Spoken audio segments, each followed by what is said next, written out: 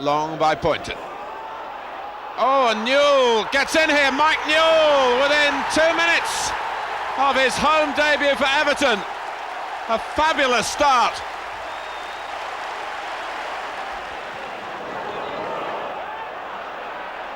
Misjudgment there by Ratcliffe. Stewart and Poynton scrambled it off the line to Stewart's disgust.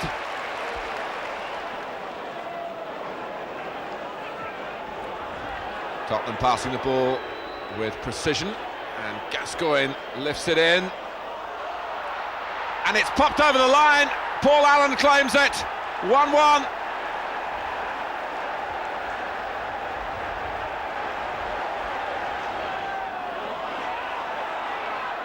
Howells saw a gap and very nearly found it. Brought the best out of Southall.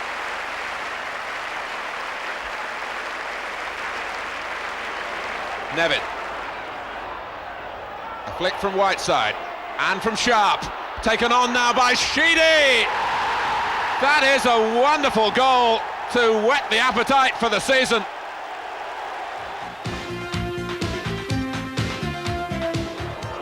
Brian Robson in the centre of everything as usual, and it was he who gave United an early lead. There's his right foot shot.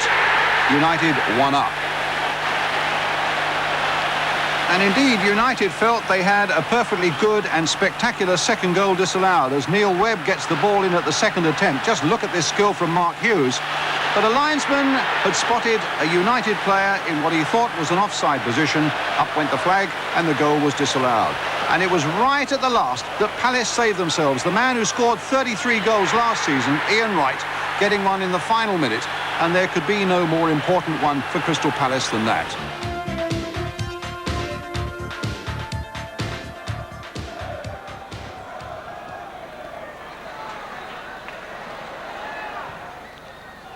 Long, deep cross. O'Leary got the touch. Richardson. That's not a bad ball. There's a chance here. It's in the net. Marwood scores the first goal here at Highbury Stadium this season. Dixon. Into Thomas. There's a chance here.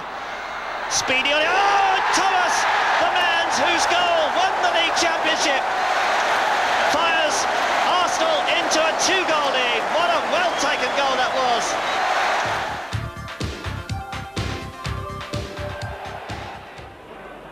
De Rigo's going to strike one. Oh, set! That's a fabulous goal by Tony De Rigo. Must have been the best part of 30 yards. And David Seaman didn't even know it had happened.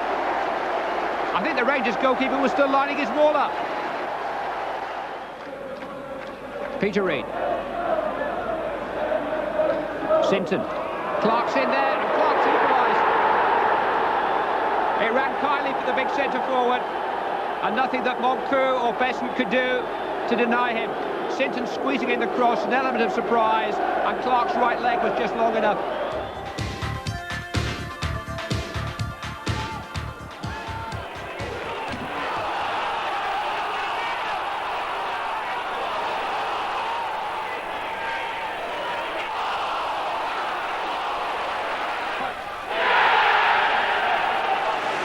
And now as we come to the Den, Millwall in the white shorts are 2 goals down against Charlton, and there are just 4 minutes left.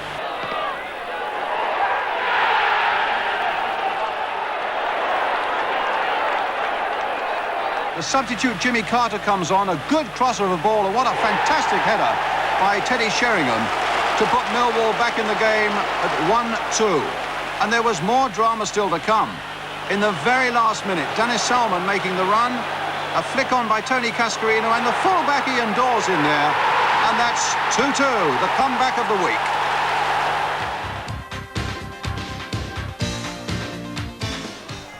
Not an awful lot of quality on show from two teams who left it until the final full Saturday of last season to secure their First Division status.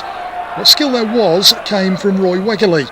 It was he who got the better of Nigel Pearson here to win the home side a penalty shortly before half-time. Danny Wilson beat Chris Turner from the spot.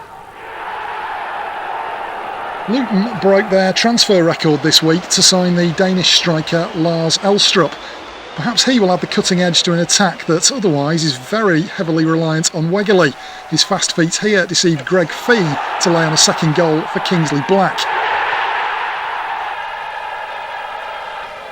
Sheffield Wednesday played 2, lost 2, scored none.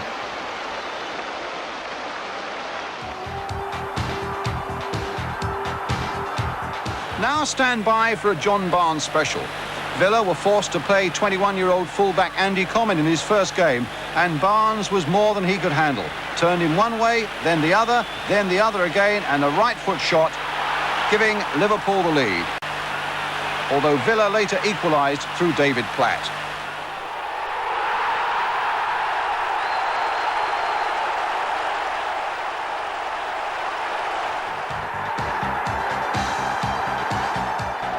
Flurry of late kickoffs this week on police advice. 3 in London on Tuesday in the First Division and 1 at Norwich on Wednesday. When the players got going, it was the home side who were quickest to adjust. David Phillips following up a debut goal on Saturday with an assist here for Dale Gordon.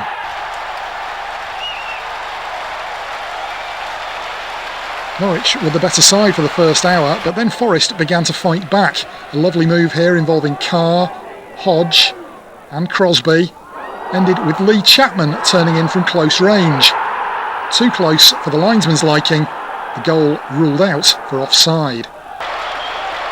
After a horrendous miss against Aston Villa last Saturday, Chapman might have been forgiving for thinking it wasn't his week, but he kept searching for a break, and when another Crosby cross was met with indecisive defending, the striker grabbed his chance gratefully. It wouldn't have counted for anything though, but for a late miss at the other end. Norwich would have gone top with the win. 7 minutes to go. Mark Bowen's ball put Des Walker under pressure. Robert Fleck had the goal at his mercy, but fluffed his lines and allowed Stuart Pearce to clear.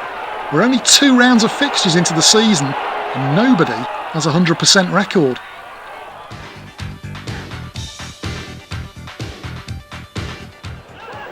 Letizier, lovely skills again, and City will have to get to grips with him.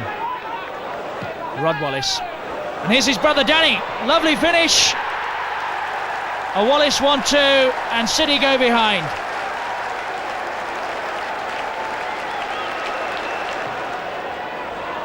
Gleghorn got up, they all missed it, and Nigel Gleghorn scored.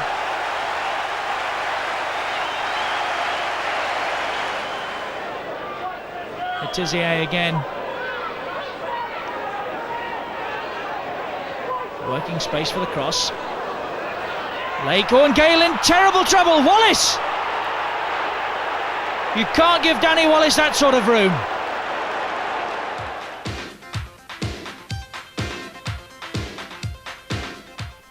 McGee to take this free kick. 3 in the wall, 5 lined across the box, and that's Cork's header and it's gone in.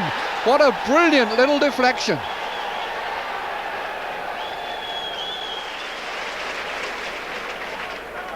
Whose is this? That's Fairweather against the bar, and then Cork shot deflected for the corner. Shilton furious, as he always is. So now can Derby produce something from the corner? Good jump by Hindmarch, and Hibbard got the last touch, and that's 1-1.